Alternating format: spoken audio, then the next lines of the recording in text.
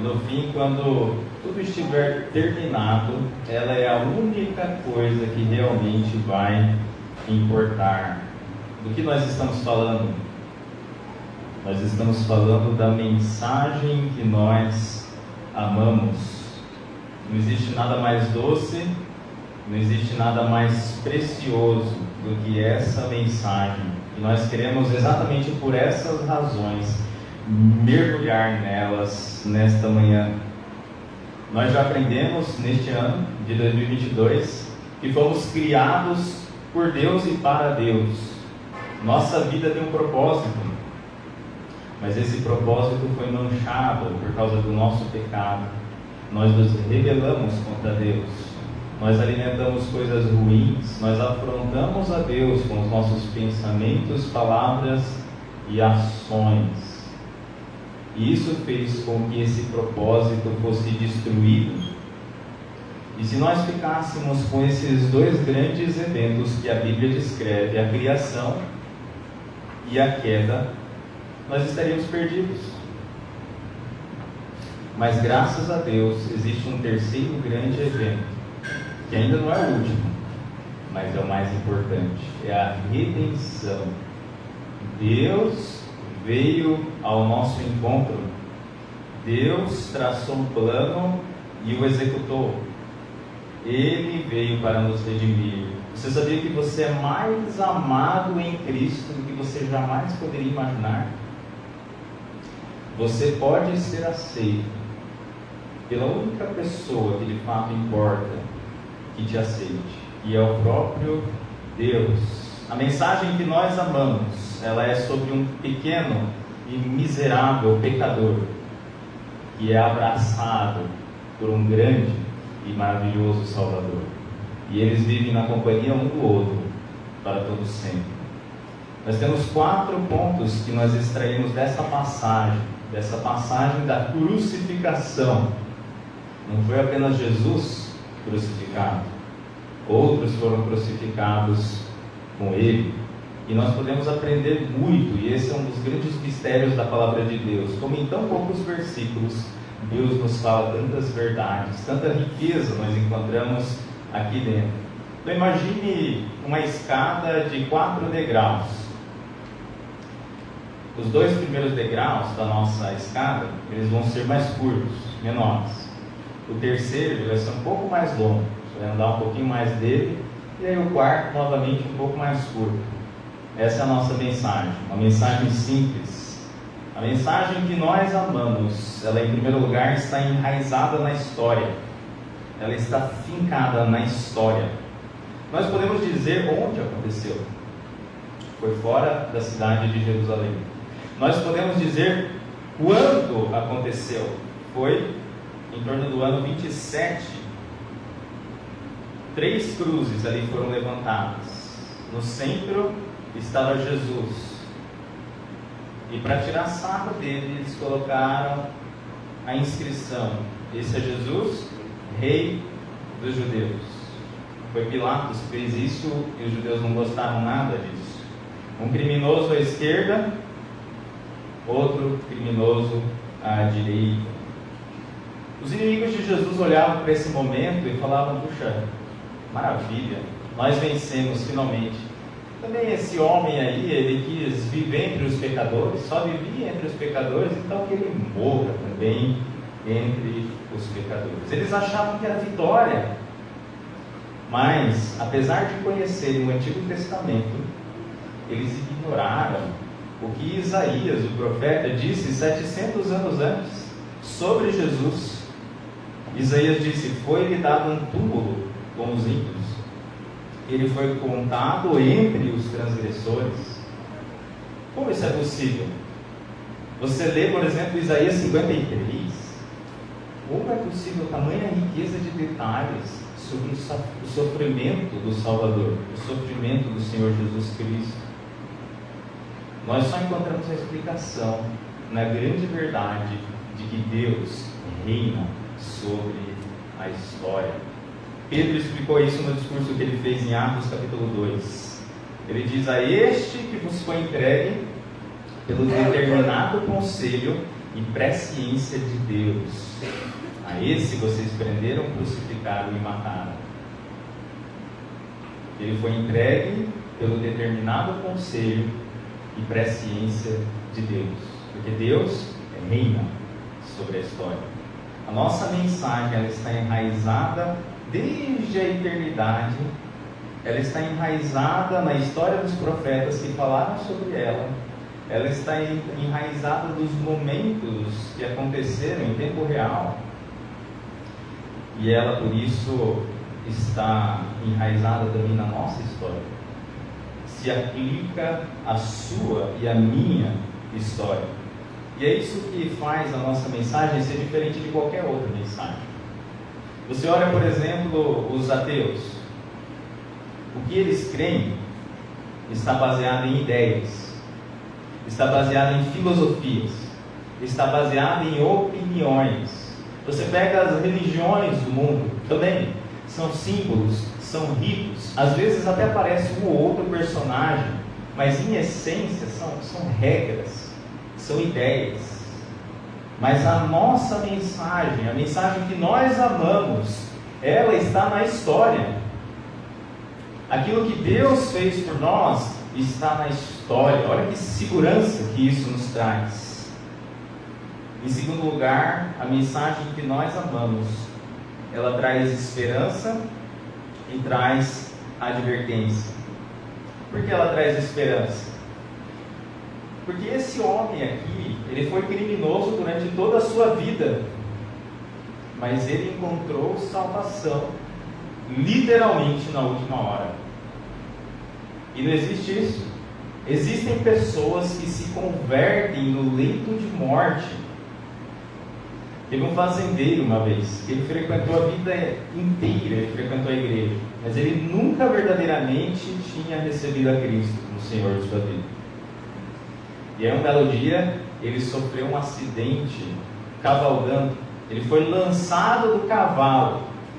E no momento que ele estava sendo lançado, atirado, ele creu. Ele depositou a sua confiança em Cristo. E aí você me pergunta, mas como você sabe? É porque ele não morreu nesse acidente. Então ele pôde contar a história depois, senão ninguém saberia. Mas ele então, contando a história, ele disse: olha, se eu tivesse morrido nesse acidente, as pessoas todas diriam: pobre José, ele foi a vida inteira para a igreja, mas nunca na verdade foi salvo.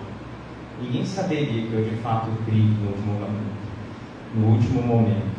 E isso traz esperança, porque talvez você pense em familiares seus, em amigos, em pessoas que estão quase do outro lado já, né? Já estão com um passo no túmulo e que ainda resistem. Ainda existe esperança para que essas pessoas creiam, para que elas sejam transformadas. Nós não sabemos o que Deus está operando na vida dessas pessoas.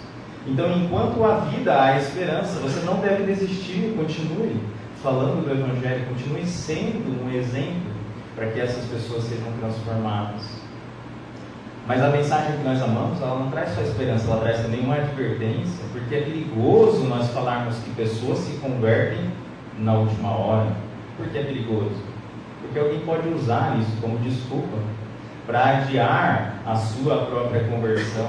Então quando eu for velho, já que Deus ainda é misericordioso, eu vou deixar para lá, para essa ocasião, aí eu vou pensar em Deus, aí eu vou pensar na eternidade. Mas quando você faz isso, você está brincando com Deus. Isso a Bíblia chama de tentar a Deus. É transformar a graça de Deus numa graça barata. E existe um problema nesse pensamento, porque você não sabe o dia, a hora e a circunstância em que você vai partir desse mundo. Vocês viram o acidente em Minas Gerais, com as rochas caindo sobre barcos? Eles acham que alguma daquelas pessoas imaginou que naquele dia, um lindo dia de sol para passear, elas morreriam, que rochas cairiam sobre a cabeça delas? Vocês acham que um menino de 15 anos, 16 anos, que foi fazer testes essa última semana na base de um time do Piauí, ele imaginaria, por algum momento passaria na cabeça dele de que ele sofreria um mal súbito? Pessoas morrem repentinamente. Então existem pessoas que nessa última hora elas não têm essa oportunidade. Por isso que a Bíblia diz que o tempo da salvação é o agora, é o hoje. É hoje que você deve entregar a sua vida a Cristo. A mensagem que nós amamos, ela traz esperança, mas ela também traz uma advertência. Você não sabe o que acontecerá amanhã, por isso você não pode adiar o seu compromisso com Cristo. Tudo tranquilo até aqui? Terceiro degrau. Esse é o nosso degrau um pouco mais longo. A mensagem que nós amamos é sobre uma transformação milagrosa. É sobre uma transformação milagrosa. E para nós entendermos melhor isso, eu vou pedir para você abrir a sua Bíblia na passagem paralela, em Mateus 27, 38. Fique com o dedo em Lucas 23, mas lá para Mateus 27.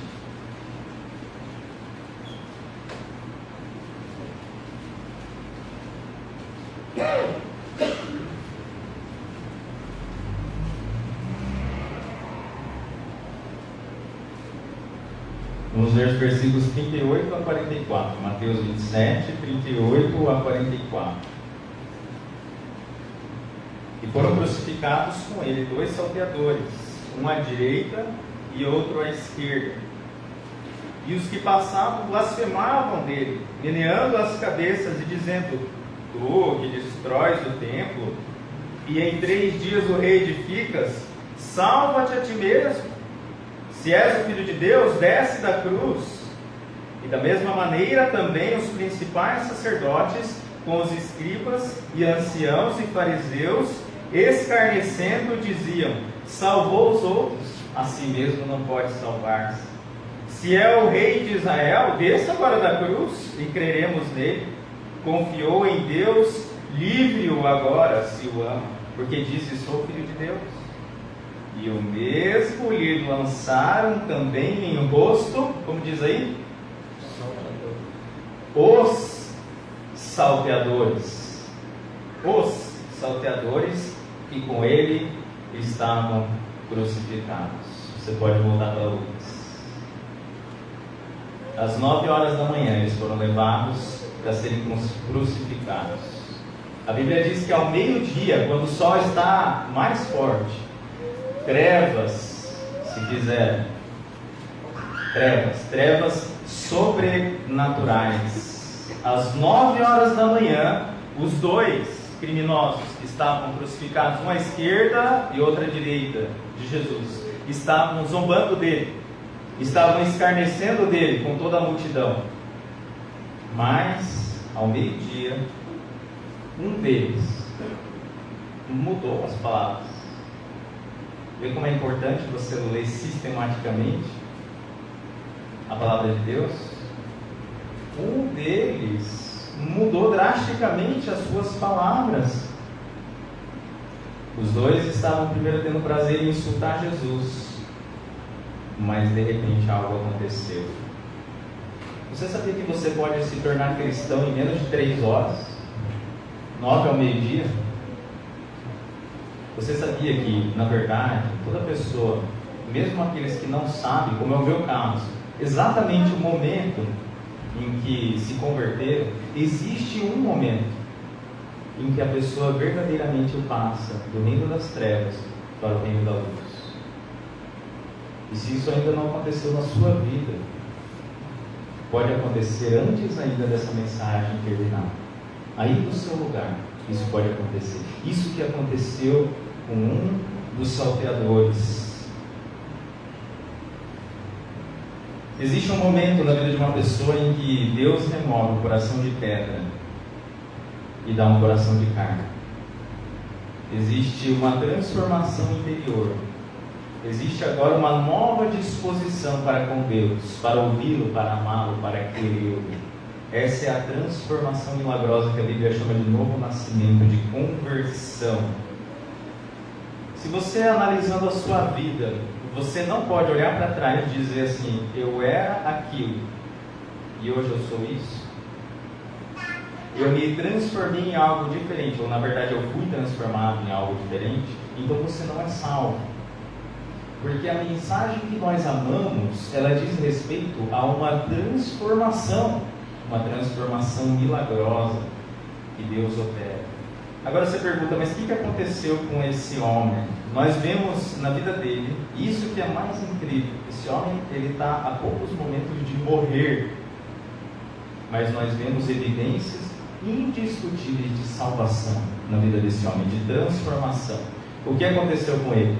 Primeiro, ele foi tomado pelo temor de Deus. Ele foi tomado pelo temor de Deus. Você acha que alguém que enfia uma faca numa pessoa, gira, deixa ela estirada, leva tudo que ela tem, é uma pessoa que teme a Deus? Era isso que esse homem fazia. Ele era um bandido, um criminoso, perverso. Mas de repente nós vemos que o senso de Deus invadiu a vida dele. Olha lá em Lucas 23. Ele olha para o outro e diz: tu nem ainda temes a Deus? É exatamente essa a expressão que ele usa no versículo 40. Tu nem ainda temes a Deus? O temor de Deus invadiu o ser daquele homem. Ele sabia naquele momento: Deus está aqui, Deus está me vendo, Ele sabe quem eu sou. Sabe que em certa medida todas as pessoas elas sabem que Deus existe, mesmo aqueles que se dizem ateus, porque está escrito dentro de nós. Está no nosso DNA, que nós fomos criados à imagem de Deus. O que as pessoas tentam fazer é suprimir essa verdade. Elas tentam ignorar, passar por cima disso. É como um cachorrinho. Um cachorro latindo para a lua. Não sei se você já viu isso. Lá em casa não é para a lua que os cachorros latem, é para aquela luz que alguns eventos jogam no céu. Eles ficam muito incomodados com aquilo e eles começam a latir. E a latir cada vez mais forte. E aí de repente aquela luz some, ou as nuvens encobrem a lua, e o cachorrinho todo satisfeito, ele diz: puxa, foi o meu latido, né, que fez sumir aquilo. Mas logo a luz volta ainda mais forte.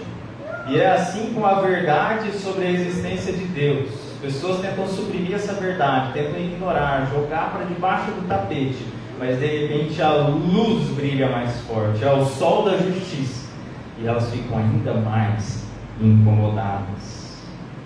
É assim com a convicção que Deus inscreveu no seu DNA.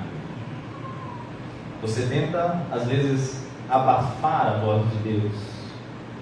Quando você quer alimentar um pecado específico na sua vida, você tenta fingir que naquele momento Deus não existe, naquele momento Deus não está ali. Mas de repente aquela luz volta mais forte, a consciência pesa, o Espírito Santo acusa do pecado. Esse homem não fez isso. Esse homem não abafou a voz de Deus. Ele na verdade agora começou a confrontar o próprio colega dele, ex-colega de crime. Você ainda teme a Deus? Você vê a forte consciência da presença de Deus? É isso que é temor de Deus. É você saber isso ser real para você. Neste momento aqui, por exemplo, nós estamos no culto a Deus. Mas realmente, você dentro do seu ser, lá no mais íntimo, você fala: puxa, Deus está aqui. Deus está aqui. Ele vê os meus pensamentos. Ele vê as intenções do meu coração. Ele não vê simplesmente se eu vim à igreja, o que é excelente, mas ele vê qual é a intenção do meu coração aqui, qual é a disposição do meu coração. Será que eu estou vindo só pro forma? Será que eu sou como aqueles de quem Deus diz: esse povo me honra com os seus lábios, mas o seu coração está longe de mim?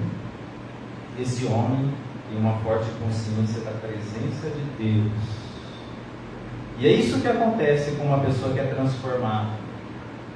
Veja que curioso, esse homem ele começa a condenar o seu colega de crime, criticando ele, porque ele está debochando de Jesus, algo que ele mesmo estava fazendo minutos atrás. É o que nós lemos em Mateus. Os dois estavam tirando sarro. E agora ele condena essa atitude. A Bíblia fala que o temor do Senhor é o princípio da sabedoria. E é isso que esse homem está demonstrando. Ele vai contra a multidão. Ele não está mais nem aí com o que as pessoas estão pensando dele. E eu pergunto para você nessa manhã: você teme a Deus? Você teme a Deus?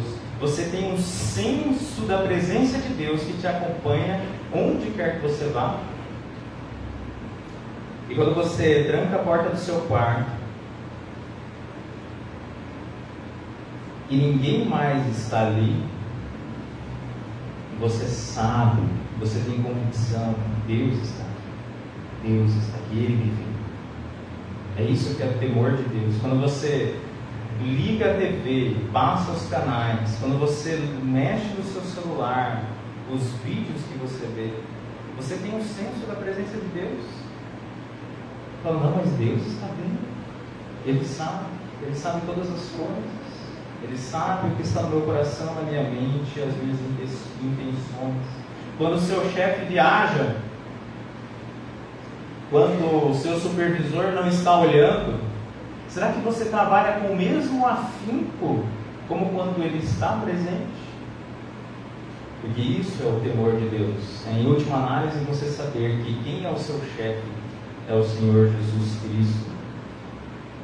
Ou você se comporta como Jonas, que achou que comprando uma passagem de navio, ele estaria fugindo de Deus.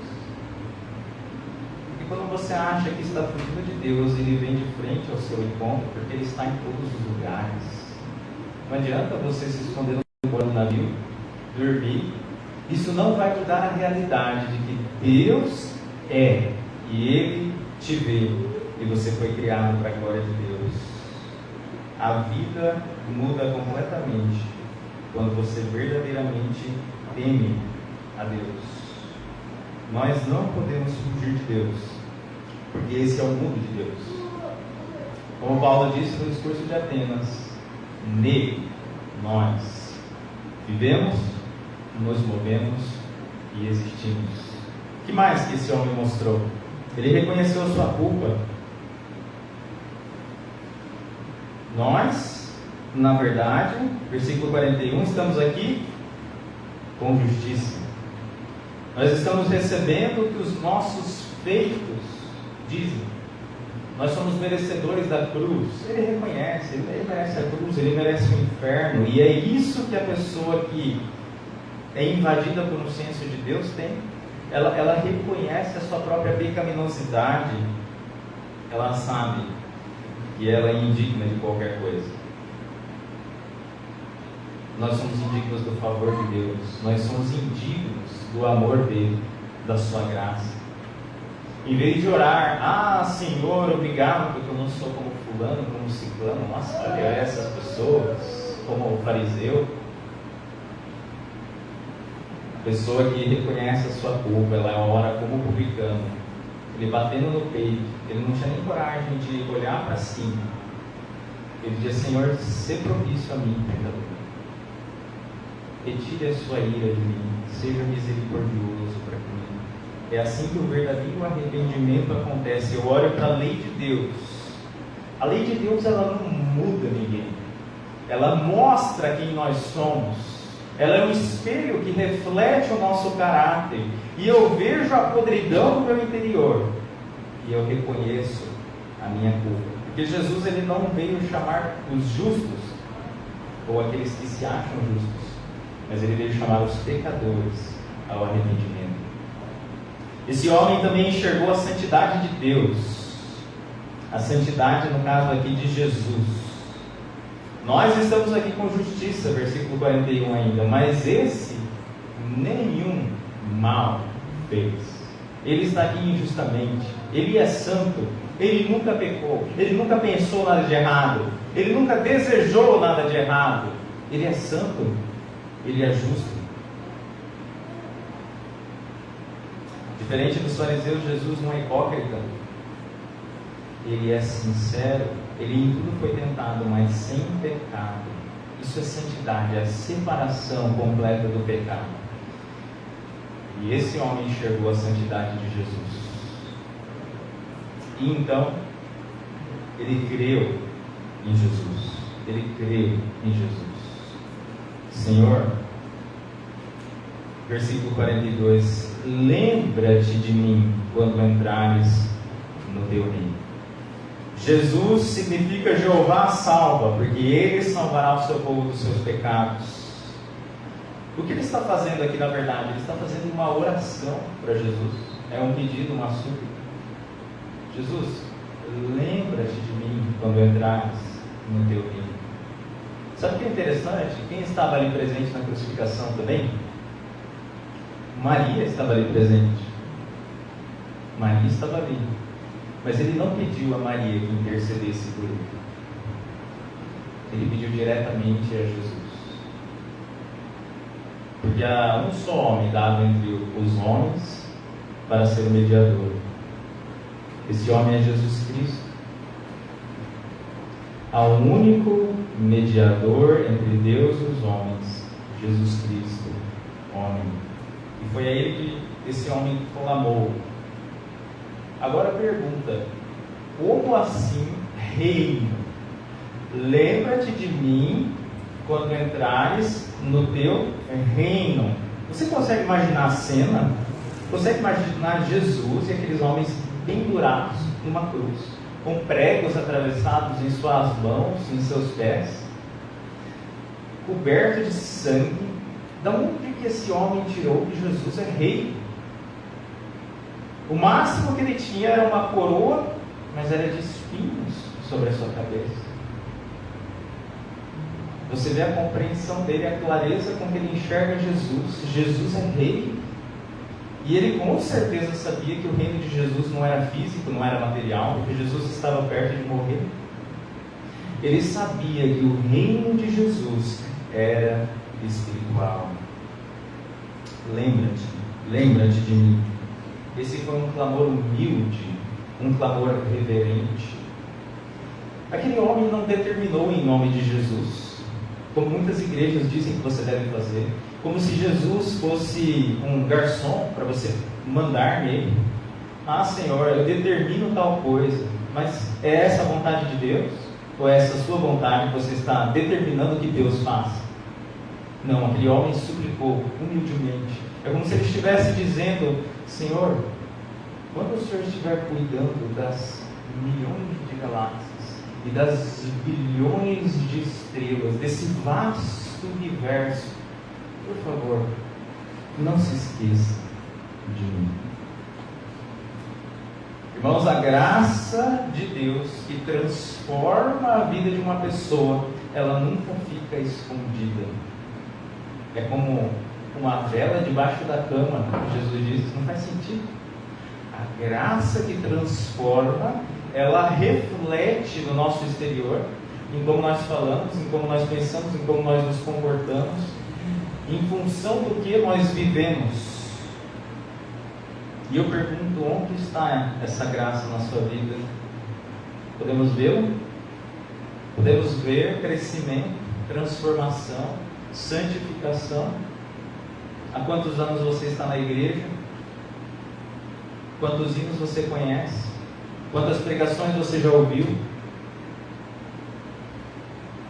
Você sabe que lá em Mateus, o outro ladrão, ele disse, é verdade, junto com a multidão, se o Senhor é Deus, então desce da cruz, tira a gente daqui também, e aí nós vamos crer. Sabe o que ele queria? Ele queria apenas essa vida, um pouco mais dessa vida.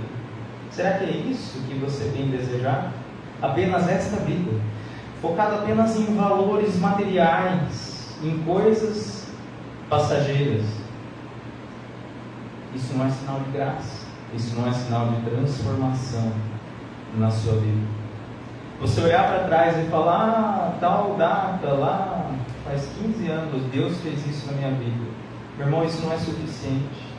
A graça de Deus, quando ela verdadeiramente atua na vida de uma pessoa, de um salvo, ela continua produzindo frutos hoje. A graça de ontem não é suficiente. Onde estão as marcas de salvação na sua vida hoje? Elas precisam ser vistas. Se não, talvez seja o caso de você repensar se você de fato é filho de Deus, se você de fato entregou a sua vida a Cristo. Esse foi o terceiro degrau, um pouco mais comprido. E nós vamos para o quarto. A mensagem que nós amamos, ela provém do desejo e do poder de Cristo de salvar pecadores. Ela provém do poder e do desejo de Cristo de salvar pecadores. Talvez uma das frases mais maravilhosas já ditas foram aquelas proferidas por Jesus a esse homem. Olha o próximo versículo. Versículo 43. Disse-lhe Jesus: em verdade te digo que hoje estarás comigo no paraíso. Irmãos, Cristo tem prazer de acolher um clamor humilde e reverente por salvação. Você é mais amado do que você jamais imaginou. Mas você precisa chegar a Jesus dessa forma, humildemente, reconhecendo a sua culpa, reconhecendo a santidade dele, a divindade dele. Ele tem prazer em tirar uma alma das trevas. Hebreus 7,25 diz que ele pode salvar perfeitamente os que por ele se chegam a Deus, vivendo sempre para interceder por eles. Agora olha a situação que Jesus está aqui. Nós às vezes estamos bem, estamos no nosso conforto e nós não queremos nos interessar em ajudar o próximo. Jesus estava morrendo. Ele estava com pregos nas mãos, coberto de sangue. Momentos depois, a Bíblia diz que ele expirou, ele entregou o Espírito. Mas ainda assim ele consegue se importar com um homem perdido que viveu a vida inteira longe dele e longe de Deus. Jesus estava enfrentando talvez a pior tortura já criada, uma morte lenta, cruel. A coisa mais normal seria ele simplesmente se concentrar no seu próprio sofrimento, ele se concentrar, puxa, daqui a pouco eu vou estar na glória, já vai estar tudo resolvido, o pessoal aqui que se vire. Mas não, porque ele estava ali justamente por nossa causa, ele estava ali por causa daquelas pessoas que ele estavam condenando. Foi por amor que aquele que não cometeu pecado foi feito pecado por nós, ele foi feito maldito em nosso lugar. Agora olhe para esse criminoso e pense como nós muitas vezes pensamos de uma forma interesseira e utilitarista em relação às outras pessoas. O que ele poderia oferecer a Jesus? Ele foi condenado pela sociedade. Aquele homem está recebendo o que ele merece. Ele não tem potencial nenhum. Ele vai ser missionário? Não vai ser missionário.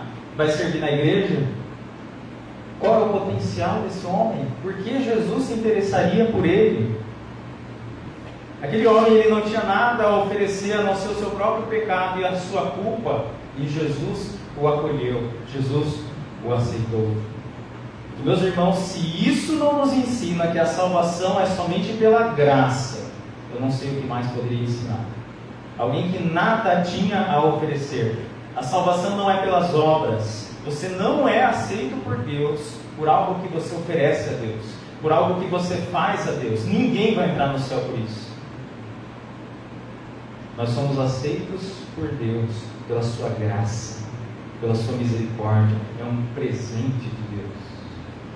Não vem de obras para que ninguém se glorie. Esse homem nunca foi igreja, ele nunca foi batizado, mas Jesus ouviu o seu clamor e o salvou. Um parênteses aqui: se ele descesse da cruz, ele com certeza seria batizado. Se ele descesse da cruz, ele com certeza serviria na igreja. Porque isso acompanharia, faria parte dos frutos na vida dele. Então isso precisa ficar muito claro. Você não é salvo pelas obras, mas você é salvo para as boas obras. Você é salvo pela graça para as boas obras. É isso que diz Efésios 2:10. Nós somos feitura sua, criados em Cristo Jesus para as boas obras, as quais Deus de antemão preparou para que andássemos nelas. Interessante também, meus irmãos, que se você pudesse com um pouquinho de água batizar uma pessoa, aquele homem poderia ter sido batizado, né? Antes de morrer. Ele estava na cruz, bastaria pedir um pouquinho de água e ele seria batizado. Mas o batismo bíblico, como nós cremos, nós somos batistas. O batismo é por submersão. O eunuco perguntou para Filipe, vocês lembram dessa história em Atos, o que me impede de ser batizado? E Filipe disse a ele o quê? É lícito, se crês que Jesus é o Filho de Deus. E ele então foi batizado. Imagina se esse ladrão perguntasse mesmo para Jesus: Senhor, que me impede de ser batizado? Talvez não seria o momento adequado, né? Para um pouco de humor. Mas Jesus diria talvez a cruz. A cruz te impediria de ser batizado. Mas veja, meus irmãos, Jesus olhou para esse homem, mesmo ele sendo completamente indigno. E às vezes nós achamos que nós somos diferentes dele. Esse é o quadro de todos nós. Esse homem não é mais indigno do que nós.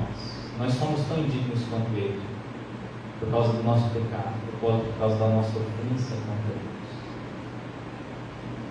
E é só quando nós chegamos no ponto que ele chegou: Senhor, lembra-te de mim, tenha misericórdia de mim, ser propício a mim, eu estou perdido, sem o Senhor eu nada posso fazer. Completa rendição, é esse o ponto que você precisa chegar, para que Deus opere na sua vida. Olhe para a transformação da vida desse homem. A sua vida tem essas marcas. Um malfeitor estava a um passo do céu. Não é porque estava aqui desse lado? Estou supondo, né? A Bíblia não fala. Eu acho, pelo menos. O malfeitor daqui, ele estava a um passo do céu. Bastava ele crer em Jesus. Mas ele foi para o inferno. O outro estava a um passo do inferno. E ele foi para o céu, porque ele creu em Jesus. Que promessa maravilhosa é essa? Nunca você ouviu algo assim. Hoje estarás comigo no paraíso. Não mais 100 anos no purgatório. Não, hoje estarás comigo no paraíso. Hoje você será declarado justo pelo sangue de Cristo. Aqui dois pregados, um ao lado do outro. Jesus morrendo pelos pecados daquele homem que estava sendo crucificado ao lado dele. Você sabe que o Salmo 24, muitos estudiosos dizem que ele se refere profeticamente ao momento em que Jesus adentra a glória eterna, depois de ser crucificado, ressurreto dentre os mortos. Aquela música que nós cantamos, Exaltar-te-ei, né? Ó Deus meu e Rei, fala desse salmo. Levantai, ó portas, as vossas cabeças, e entrará o Rei da Glória. Quem é esse, o Rei da Glória? O Senhor dos Exércitos. Ele é o Rei da Glória.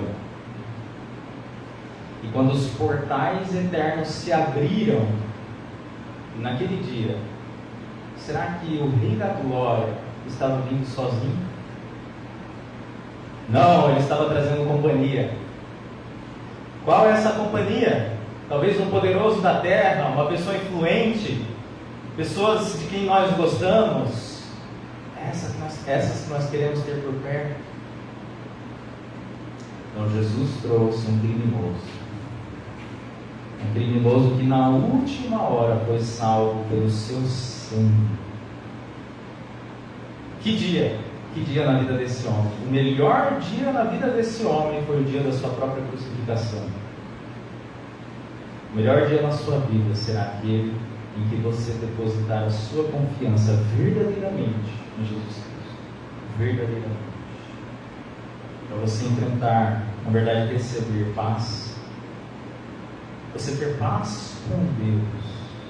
Para você poder ter todos os seus pecados perdoados. Irmãos, nós fomos criados por Deus e para Deus.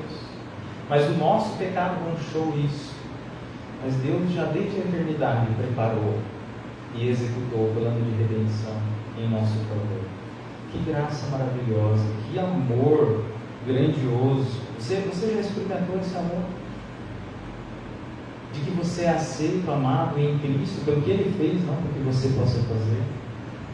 Você tem essas marcas de transformação na sua vida. E para você que ainda não confiou em Jesus, que verdadeiramente hoje seja o dia da salvação. Vamos orar. Pai Celeste, quanta graça! Nós somos indignos, Senhor. Quanto pecado há em nós. Eu oro para a minha vida e, Senhor, puxa vida, eu sou indigno, eu sou miserável pecador. Nada tenho para lhe oferecer, Senhor, nada tenho, a não ser o meu pecado e a minha culpa. Obrigado, porque o Senhor nos garante a salvação através do precioso sangue de Jesus que foi derramado por nós. Obrigado pela história desse homem, desse criminoso, que foi registrada para que pudéssemos aprender e ver quanta graça o Senhor demonstrou na vida dele, quanto amor o Senhor derramou, salvando-o na última hora. Mas ao mesmo tempo, um alerta, porque havia outro criminoso que não se arrependeu, ao menos não temos registro disso na tua palavra. Muito provavelmente ele foi para o inferno. Coloca, Senhor, infunde em nós o temor do teu nome. Que ninguém saia daqui em cima do muro, mas que haja verdadeira transformação, essa transformação milagrosa que só a mensagem que nós amamos pode trazer, de que Cristo, que não pecou, se fez pecado por nós, para que pela sua graça pudéssemos ser salvos e transformados. Abençoa cada vida aqui, Senhor, que as marcas de salvação possam ser vistas na tua igreja, para que ela seja luz neste mundo de trevas, para que vivamos o propósito maravilhoso para o qual o Senhor nos criou. Nós fomos criados pelo Senhor, somos do Senhor e fomos criados para a tua honra e a tua glória. Nós oramos em nome de Jesus.